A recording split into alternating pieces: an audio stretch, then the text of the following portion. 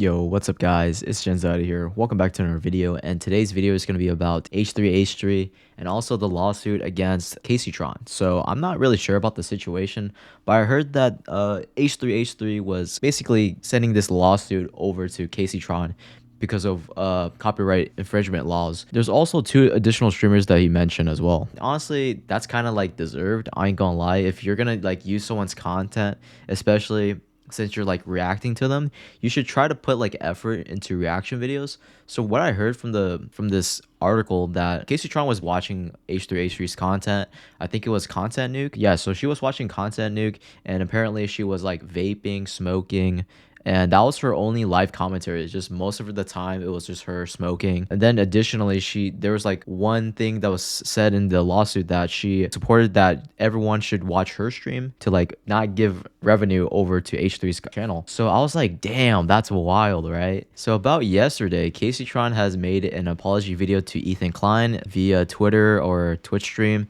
and I'll just show you guys the clip of it. I want to begin by stating I take responsibility for infringing the content nuke.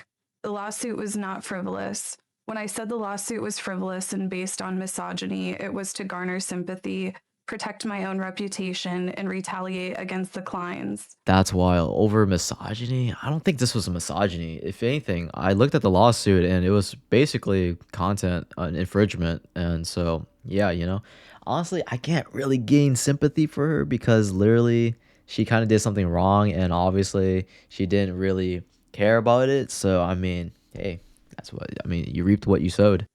This lawsuit has given me a greater understanding of copyright protection, people's copyrights, and the importance of protecting copyrights in the online content creation community.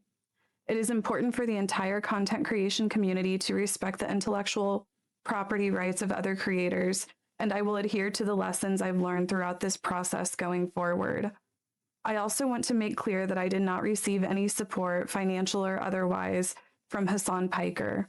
Hassan never even reached out to me privately to offer words of support. But yeah, guys, if you guys don't know who Hassan Piker is, I'm pretty sure everyone pretty much knows him because he's literally the most famous political streamer on Twitch. So basically, he shocked his dog Kaya, and I'm like, bro, how do you do that? And then he fakes that he's lying, like he's lying to everyone's face, like, hey, I didn't shock my dog. But then he has like a shock collar like off screen, like as a button like on his table, and he shocks her dog, like shocks the dog. Like, it's just wild, bro. But yeah, I guess he's doing this just to get like sympathy and also like support, and also he just want to do something socially, I guess, desirable, like helping other people. But it's not what he is. Like, he's not genuine. For me, he doesn't feel like he's a genuine streamer.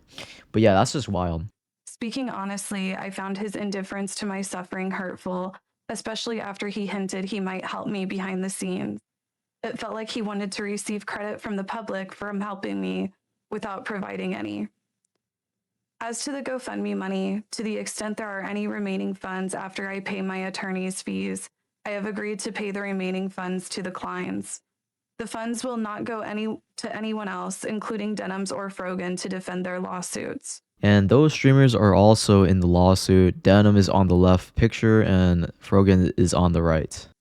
For the record, I have agreed to cooperate with the clients in their litigation against the H3 Snark mods for promoting my live stream to the extent that I am able.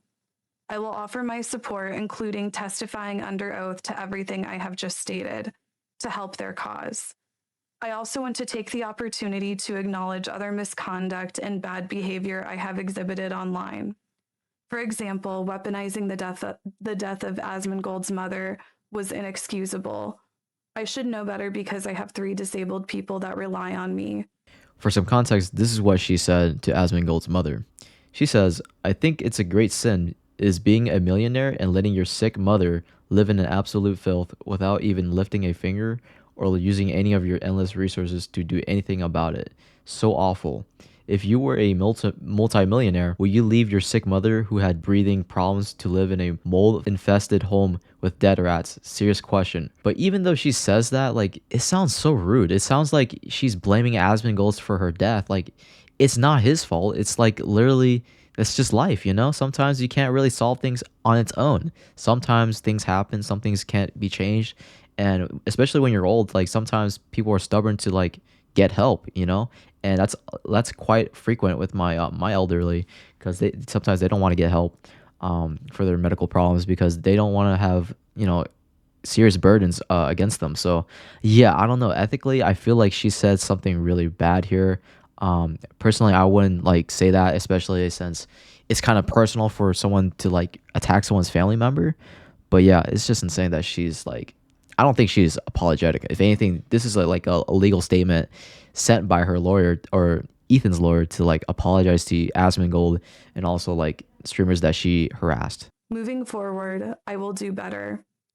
I also want to apologize to the crew of the H3 podcast, particularly AB and Olivia. I apologize for calling them cowards for not quitting their jobs. That was a shameful attack on two people who deeply care about Palestine and Palestinian people. AB, along with his wife Lena, have done more than I have ever done for the Palestinian people, including raising over $100,000 in charity. I recognize that they have actually made Palestinian lives better, and my online antagonism and trolling has not. I apologize to Ethan and Gila personally. I have said extremely mean and cruel things about both of them, particularly my misogynistic attacks against Gila that never should have been said. I also want to acknowledge the pervasive problem of anti Semitism in leftist spaces. It should concern all of us. I condemn it and will not participate in it. To that end, I wish the clients success in enforcing TED Entertainment's copyright and protecting the legal rights of online content creators. But yeah, guys, what I learned from this is that if you're a 35-year-old streamer that streams on Twitch, you should learn to have some integrity and also learn how to have some responsibility for yourself. Especially since so much things that you have to learn on the internet, and there's going to be so much hatred in this world. But the thing you got to realize is that you also have to become a good person, because if you don't become a good person, you're just going to influence a lot of people to like get into this negative direction where people are going to be hostile, people are going to troll people, and there's going to be a lot of, bad things that you're going to do, like ethically wise. But yeah, anyway, so what I think about this situation, I feel like Kaceytron is just making this apology video just to seem better, just to, and also just because she has to settle this lawsuit, given that she kind of lost.